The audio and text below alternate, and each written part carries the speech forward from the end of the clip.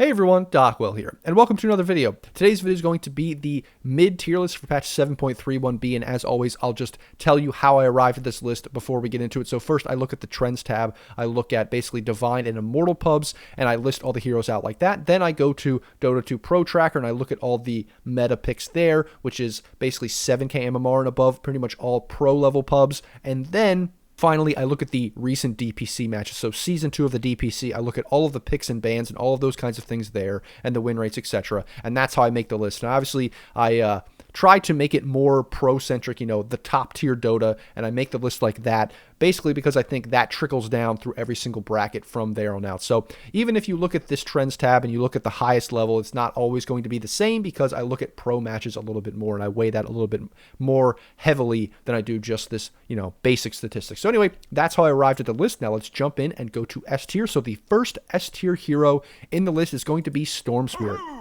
And you probably know that Storm Spirit was completely broken at the beginning of the patch because of the way that mana cost reduction stacked additively. So basically you could get these null talismans, then they doubled in value at 25 minutes. So you could get null talismans, like 5 of them, get Arcane Blink, which also stacked, and then zip across the entire map and kill everybody. Well, they did nerf that a little bit, but it's still pretty viable. Now, I still don't see people really going that 5 null talismans and Arcane Blink build, but null talismans are still really good, and it allows you to kind of be on the map, never really have to go to base that much unless you waste your entire mana pool. It's just really, really good. These null talismans change the way Storm is played, and the fact that he can now go for these other builds. The other thing that happened, I think, is that Bloodstone is just completely removed from this hero's kit. It no longer is a viable item to buy, and that I think is a good change for Storm, because Bloodstone is one of these items that it was kind of a bait item. It was kind of a trap item where you would go it because it felt really good. Like if you had a stompy game and you got Bloodstone, you got a bunch of kills, it felt amazing. But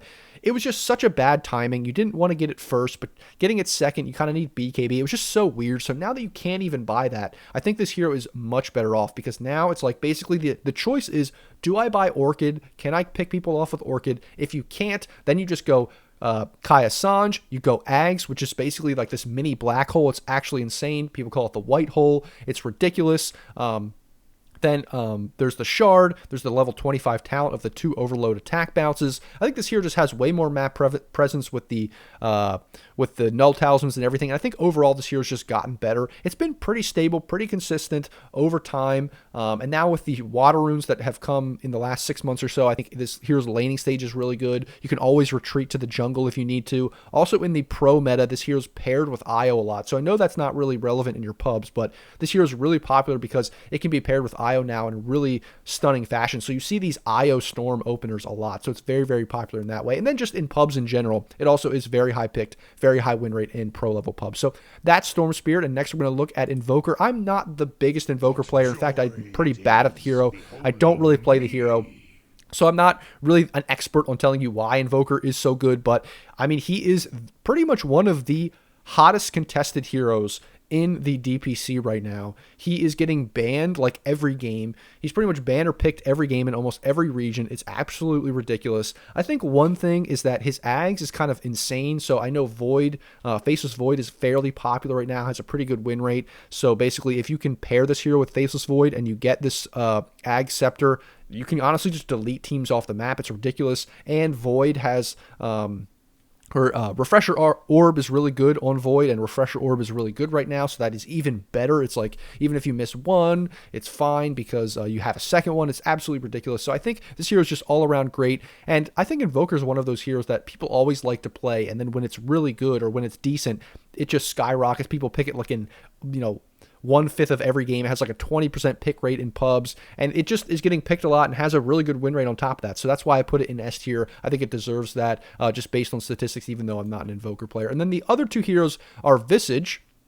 Visage, I think, right now is just pretty strong. It has an insane win rate. It's not getting picked a ton because it is a cheese hero, but it has a ridiculous win rate. If you know how to play the hero, you pretty much go this Orchid and then Ags build, and that's kind of insane. You get this like Shadow Blade where you can run around with your familiars, basically invisible too. I think you can like walk over cliffs and stuff, and you just surprise people, you orchid them, you just kill them full to 0. It's absolutely ridiculous. And then Broodmother was strong about a year ago, got nerfed a bunch, and now got some buffs recently, and now is this other cheese pick, a similar cheese pick where you can kind of pick this mid, has a really high win rate in high level pubs and stuff like that. Even in normal pubs has a high win rate too. So that's why I put it in S, because of the pick rate and win rate and stuff that I'm seeing just statistically, even though I don't really play those heroes much. So that's S tier.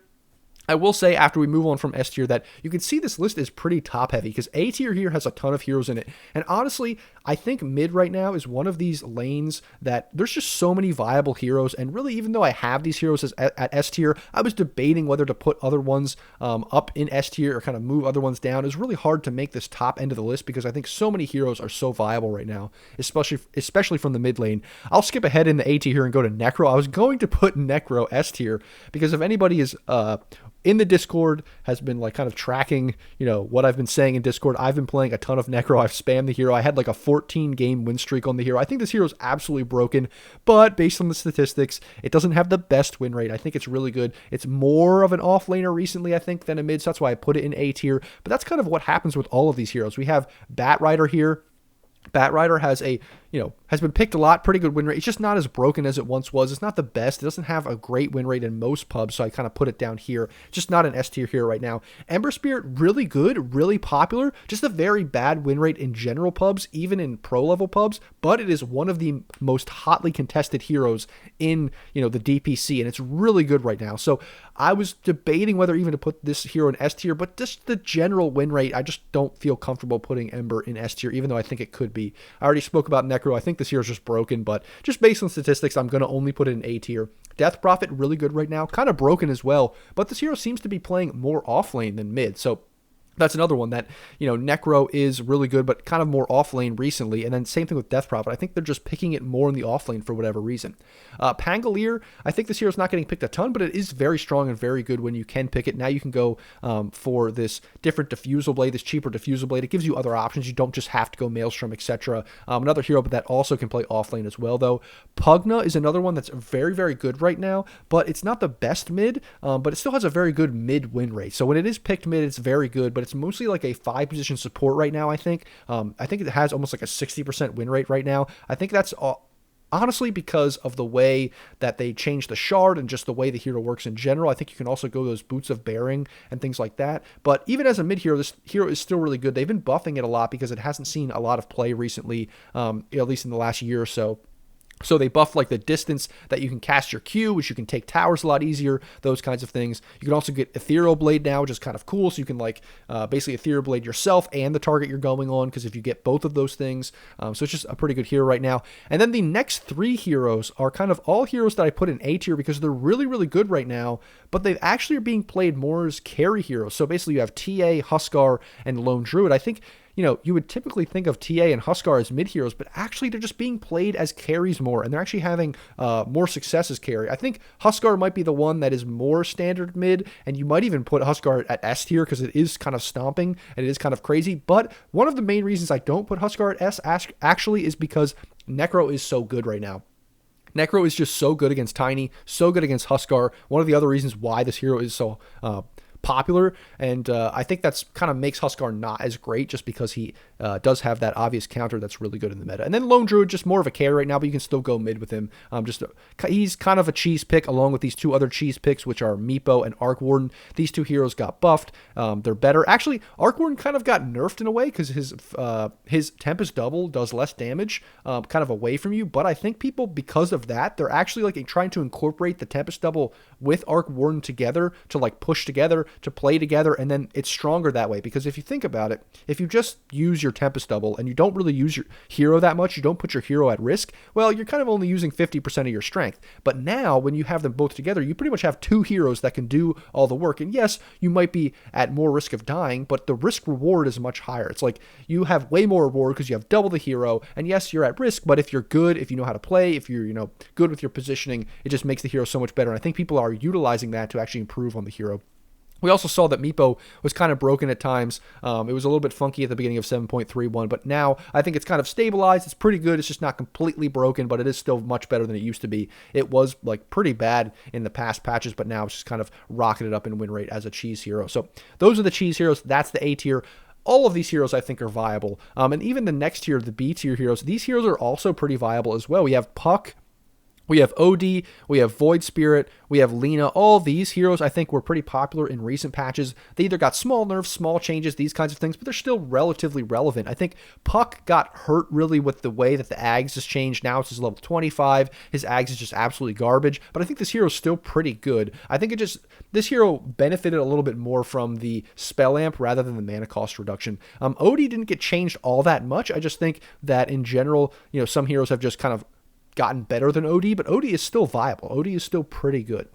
Void Spirit, just one of these heroes that hasn't seen a lot of love from the patches because if anything, it's gotten nerfed a lot because it's been so strong for so long, so it just kind of has fallen off a little bit. Lena had a kind of fundamental change to her passive that I personally think makes her terrible. I really don't like playing it. I think that it just makes the hero very weird and awkward to play. But it still is generally okay. It still can do that right-click build. You can still kind of carry a game. I just don't think it's as viable to go like Shadowblade and gank people and things like that. It's just kind of weird. It's awkward. But maybe the pros will figure out a good way to play it. And they are picking it a little bit, so it is still viable. Leshrac, very good.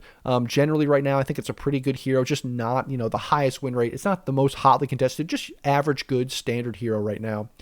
Primal Beast, not really a mid hero as much. It's getting played more as a support or an offlane hero. It's kind of most picked as an offlane. It's very high on the offlane list, but right now Primal Beast is still good at the mid lane. Like if you have a good mid lane matchup, you can honestly just destroy the mid lane. You can just dive towers and stomp people to death. It's absolutely ridiculous what this hero can do from the mid lane, but it does kind of fall off. But at the mid lane, you can kind of go Radiance or other things like that to potentially help yourself not fall off in the later portion of the game. And then lastly, here we have Dragon Knight. And I put Dragon Knight here because this hero has gotten better. It's actually more of an offlaner. This patch, kind of like some of these other heroes up here, are more, carrier offlane, etc. But this hero is higher on the offlane list, but it's still viable mid. It's just not as good mid, so it's just kind of average mid.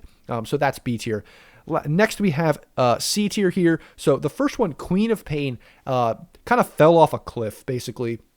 They nerfed the hero in different ways. I just think the meta has changed. Items have shifted a little bit, and this hero just fell off a cliff for whatever reason. It's one of the worst win rate heroes in pubs right now. It's kind of, I don't really know why it fell off a cliff so hard. I just think there's so many different things now that counter it, that kind of catch you out of position. It's just not as good as it once was in the past. And I think it's like harder to burst down creep waves with your shard now. I think they did nerf that slightly, so it's not just like that one hit kill, I think, for creep waves, which is a big deal. There's just so many different little things I think that made this hero worse now. Next, we have Viper. I think this hero's okay, but just generally mid. It just feels so slow and kind of bad. I think it's more of an offlaner.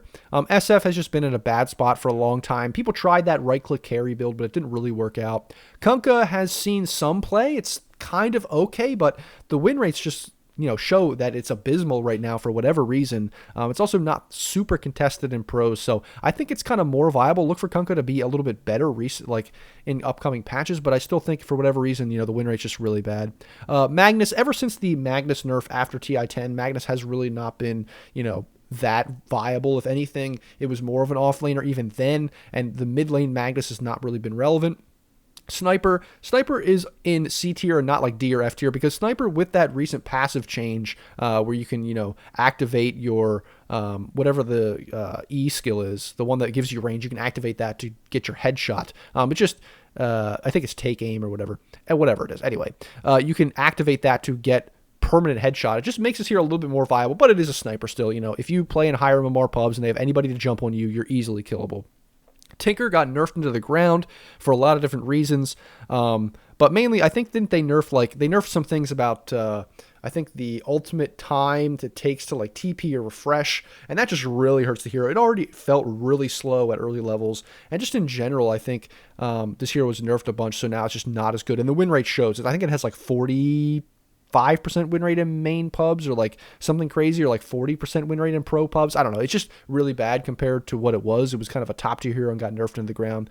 Skywrath Mage is the last one. I just don't think this hero is super viable, but it has a decent win rate. It's okay at mid. I think you can kind of stomp with the hero if you know how to play it, so I put it up here because it is a little bit viable. So that's C tier. And the last two tiers, we have D tier. It's kind of smaller here. Zeus with the weird change. I don't really like the bunny hop thing they gave him. He doesn't do as much damage. You almost have to buy the shard to do as much damage. And it's just okay, but the hero feels really weird. Wind Ranger just not super viable right now. More of a support, if anything. Gyro mid is not really popular. I mean, Gyro's an okay carry, but even as a carry, he's just okay. And then finally, we have F tier. It's just not an Alchemist patch. The hero's win rate and stuff is okay, but honestly, it's being played in some other positions. Like, it's being played as support sometimes. It's being played as offlane to like share ags. It's just being played in a weird way. It's not an Alchemist patch. So I put Alchemist at F tier because it's just not an Alchemist patch. He's just not getting picked a bunch. Now, that might be a little bit unfair. He might be more of a D tier. But right now, I don't think there's really any crazy F tier heroes.